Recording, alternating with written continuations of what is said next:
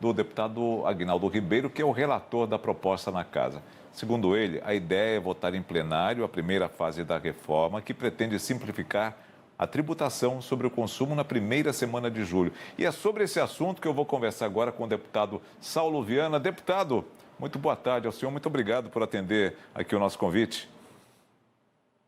Boa tarde, Nelson. Boa tarde à audiência da Band News. Que ótimo, perfeito, deputado. Bom, eu só queria que o senhor explicasse, essa votação que acontecerá, pelo menos a previsão que aconteça agora na primeira semana de julho, já é uma votação já definida, ou seja, termina, vai para a sanção, ou ainda terá mais passos depois do recesso parlamentar? Então, Nelson, essa semana foi apresentado as diretrizes que foi discutida dentro do grupo de trabalho da reforma tributária. A partir de agora, nós vamos para a parte prática. O relator vai fazer o texto, né, e esse texto passa por uma construção política, obviamente, e o presidente da casa já se comprometeu, na primeira semana de julho, levar a votação dessa matéria. Como se trata de uma PEC, precisa do mínimo de 308 votos, né, será votada em primeiro e segundo turno, e aí ela segue para o Senado Federal. Nós temos um sistema de câmara bicameral no Brasil, e o Senado também vai analisar para poder votar, para aí sim a gente poder ter a reforma tributária, mas eu acredito muito que a gente votará ainda no primeiro semestre na Câmara Federal, e eu acredito também que o Senado, o presidente do Senado, Rodrigo Pacheco, tem o mesmo compromisso, e até o final do ano, se Deus permitir, nós teremos aí a reforma tributária do Brasil. Mas esse passo primeiro que vai ser dado, deputado Saulo Viana, é um passo fundamental, é um primeiro passo, é um passo que já vai poder entrar em prática. Como é que está essa questão realmente da reforma tributária em execução no país? Não, isso é muito importante, Nelson, até porque essa matéria ela é discutida há quase 3 décadas na Câmara Federal, ou seja, vários governos passaram, se discutiram, mas nunca se avançou com a reforma tributária. O que foi feito no Brasil ao longo dos anos foram sempre retalhos, né, de reformas, e a gente vê aí hoje nosso sistema tributário é um dos piores do mundo, né? Então, claro que precisa ser votado, né, tanto na Câmara como no Senado, para que possa aí vai ter um período de transição, né, claro, para poder se organizar o sistema tributário brasileiro, mas ele é fundamental. Eu digo sempre por onde eu passo que essa, com toda certeza, é a reforma mais importante do nosso país. A gente pode dizer que esse tipo de conduta, esse tipo de votação não precisa de uma ação do governo executivo, da área executiva. É uma vontade, inclusive, do parlamento, os parlamentares estão envolvidos também com essa matéria, ou ainda há muita divergência posta em mesa? Nelson, é importante, né, que toda a classe política possa se unir para que a gente possa ter essa reforma aprovada. Inclusive, o Executivo também ele tem uma participação muito importante toda nessa construção política que está sendo feita. Então, assim, é óbvio que ainda existem algumas divergências, existem ainda algumas resistências também, mas o diálogo na política ela é fundamental. Nós avançamos muito porque o grupo de trabalho, em mais de 100 dias que ele ficou funcionando, em funcionamento na casa, nós ouvimos, né, vários especialistas na área tributária do Brasil, inclusive de outros países. Nós tivemos também audiências públicas com governadores, enfim, foi feito todo um trabalho, e esse trabalho agora continua para finalizar, que é o texto final que vai ser levado a plenário para votação, e essa articulação, a partir de agora, o governo federal também entra juntamente com os deputados, e a gente tem assim um sentimento que dessa vez a gente vai ter definitivamente entregue para o povo brasileiro uma reforma para que a gente possa simplificar os impostos, melhorar a economia do Brasil e também fazer justiça social. Fico imaginando que se conseguir isso, como o senhor mesmo disse, são 30 anos, né? 3 décadas que se luta para fazer uma reforma no país, porque há cobranças muito desiguais, há pagamentos também muito desiguais, há um entendimento muito difícil desse tipo de matéria. A gente até já falou diversas vezes com especialistas aqui, muitas empresas, às vezes, têm mais gente na área tributária trabalhando ali do que vendedores, né? Tal é o impacto que isso pode causar, né? O temor que se possa faltar alguma coisa e pagar multa, juros lá na frente.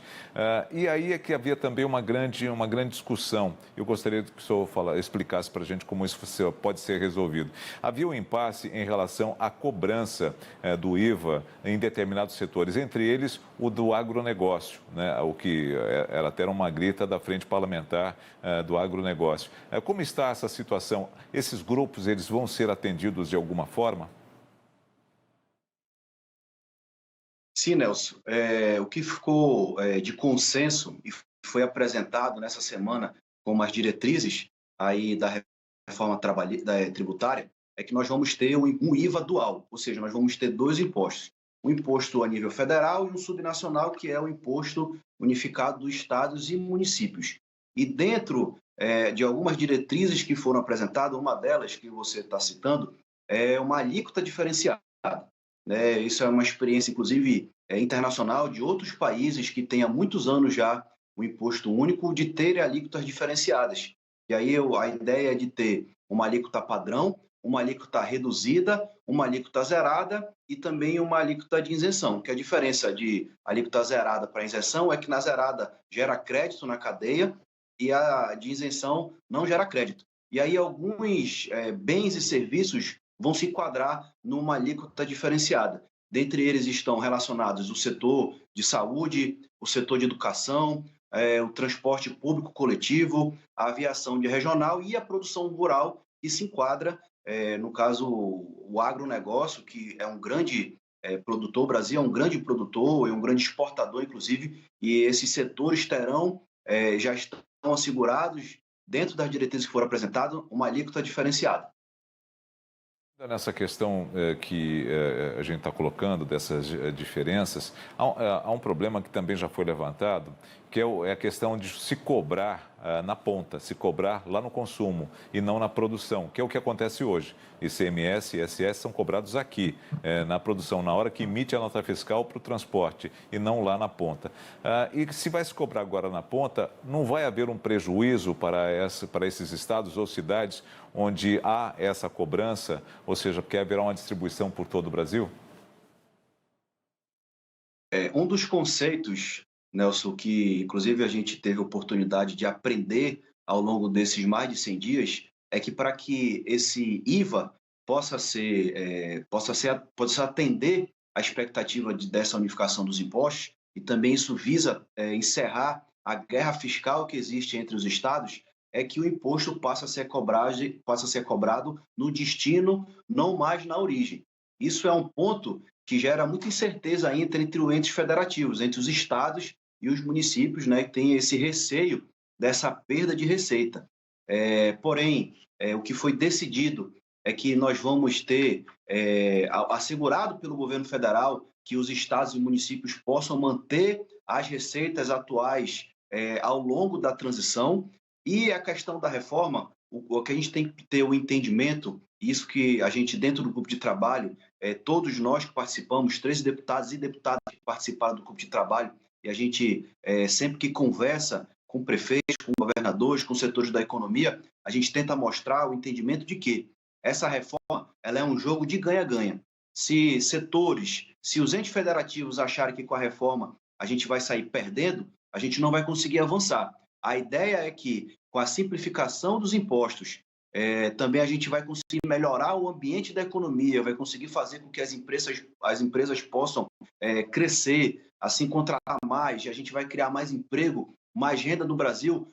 Todo mundo, toda a cadeia vai ganhar, tanto o setor produtivo do Brasil, como principalmente os entes federativos, os estados e municípios e a população. Então, esse jogo é também importante que a gente possa trazer essa informação, que a reforma, sendo aprovada da forma como nós estamos trabalhando e construindo, vai ser um jogo de ganha-ganha, todo mundo vai ganhar e o Brasil, com toda certeza, vai ser um grande beneficiado. Deputado, o senhor me permite aqui, se por acaso eu estiver incorrendo em algum ato falho, mas eu queria entender um processo que eu já vi uma discussão sobre isso, em que envolve não só o agronegócio, mas envolve também, por exemplo, uma montadora de veículos ou outros tantos que utilizam determinados passos na produção do seu produto acabado. Ou seja, vamos pegar o exemplo aqui do carro. Você tem a montadora que recebe ali pneus, recebe peças, recebe equipamentos, recebe a parte eletrônica, já vem tudo pronto e ele monta. Nessa situação, eu não sei se houve essa discussão ou se o senhor teria uma resposta pronta. Se não tiver, não tem problema. Depois, numa próxima oportunidade, a gente pode trazer. Mas como seria feita a cobrança? Porque haveria aí uma sobretaxação. Você tem o pneu que é produzido e chega no carro, a montadora vai ter que pagar esse IVA aqui ou só vai pagar o IVA no final quando o carro tiver acabado, vai pagar lá quando o consumidor comprar o veículo? Então, Nelson, essa é uma das discussões, e isso também é um dos pontos que existem algumas dúvidas, principalmente do setor produtivo brasileiro. E aí o IVA, se você, o que significa o IVA é Imposto de Valor Agregado, ou seja, o que acontece hoje? Hoje, numa produção, como você deu o exemplo aí de um veículo, todos os insumos que as montadoras compram para poder fabricar o seu veículo, ela paga um imposto. Né? Quem produz essa matéria-prima ou esse insumo que vende gera uma nota e aí a fábrica, quando compra, ela está pagando o imposto. No conceito do IVA, você vai poder ter créditos. No caso, a montadora ela vai ter crédito toda vez que ela comprar um insumo e assim ela vai poder, com toda certeza, diminuir a carga tributária que ela paga na questão dos insumos, ou seja, toda a cadeia por onde vai se passar vai ser beneficiada, para que quando chegar ao consumidor final, o consumidor final pague apenas uma vez o imposto. O que acontece hoje no Brasil, que a gente chama, comum de se a gente ouvisse falar, quando se fala da questão tributária, é a bitributação. Você paga imposto em cima de imposto.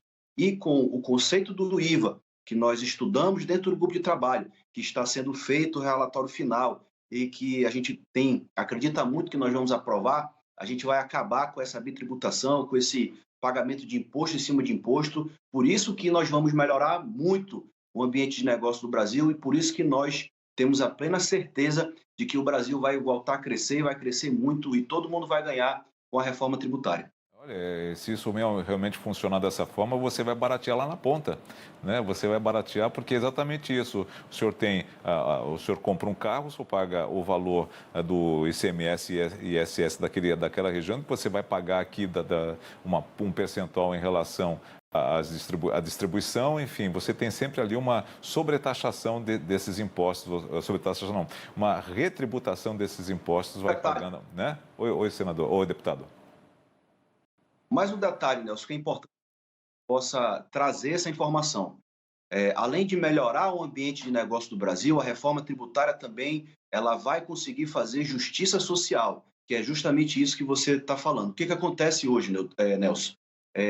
Tanto uma pessoa de alto poder aquisitivo como uma pessoa de baixo poder aquisitivo, quando ela consome um produto, por exemplo, no supermercado, o pobre e o rico vai comprar uma cartela de ovo, hoje paga-se o mesmo imposto, a mesma percentual de imposto, o pobre paga e o rico paga. E a gente busca, na reforma tributária, também fazer justiça social para que a gente possa melhorar a vida, principalmente das pessoas de baixa renda do nosso país, que a gente sabe que hoje, infelizmente, o nosso país ainda passa por muita dificuldade pós-pandemia, e essa justiça social, essa entrega que vai ser feita também para a população de baixa renda é muito importante para que a gente possa melhorar o nosso país e a população possa sentir os efeitos do que está sendo discutido, que brevemente será votado na reforma tributária no Congresso Nacional.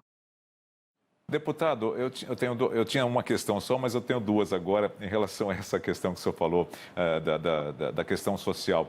De quem vai arcar com esse cashback? E a minha outra questão, que ainda envolvendo esse pagamento de tributos, no caso de uma exportação em que o produto final será comprado lá fora, quem arca com isso? Quem exporta, o exportador é que ele vai arcar ali na beira do porto?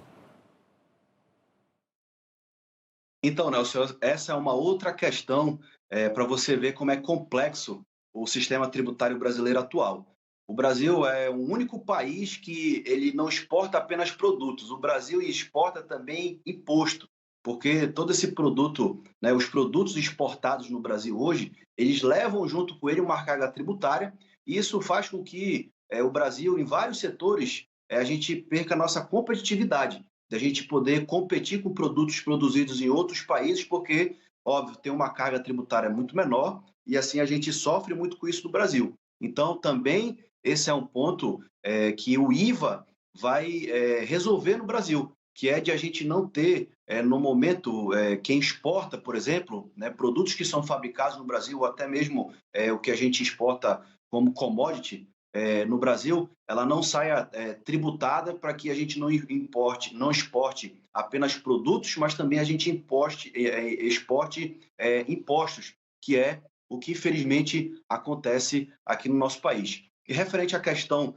do cashback, o que é o cashback na prática? O que a gente pretende implementar com o cashback na prática no Brasil? Com essas alíquotas diferenciadas, e aí, naturalmente, quem é o grande o Brasil, no caso, quem consome os produtos no Brasil hoje são toda a classe do Brasil, né? Tanto os pobres como o rico, como eu te falei. E aí a gente visa no cashback fazer com quê? Com que a pessoa de baixa renda, por exemplo, que recebe um auxílio, como pode ser o Bolsa Família ou os auxílios estaduais e municipais que tenham, que essa pessoa ela tenha um número de CAD único, quando ela for nesse supermercado comprar, por exemplo, uma cartela de ovo, Nelson, que ela passe lá o seu cartão social, ela vai ter, na hora, diminuído o valor que ela paga, no caso do imposto daquele produto, para que ela possa comprar muito mais barato do que é hoje. Como eu te disse, hoje todo mundo paga o mesmo tipo de imposto no consumo de produto no Brasil. E o cashback visa isso. E quem vai pagar essa conta? Quem deve pagar essa conta é, claro, a União, é o governo federal, porque o que vai acontecer, na verdade, vai ser a diminuição da alíquota que as pessoas de baixa renda vão pagar e, com isso, elas vão pagar um produto mais barato, diferente das pessoas que têm um poder aquisitivo melhor, que pode se pagar o imposto justo.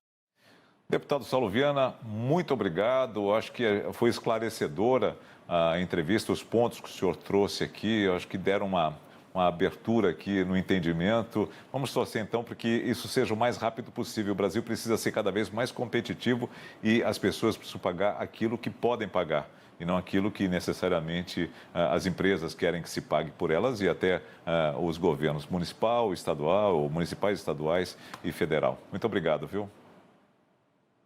Obrigado, Nelson. Estamos sempre à disposição. Um abraço ao senhor, bom feriado.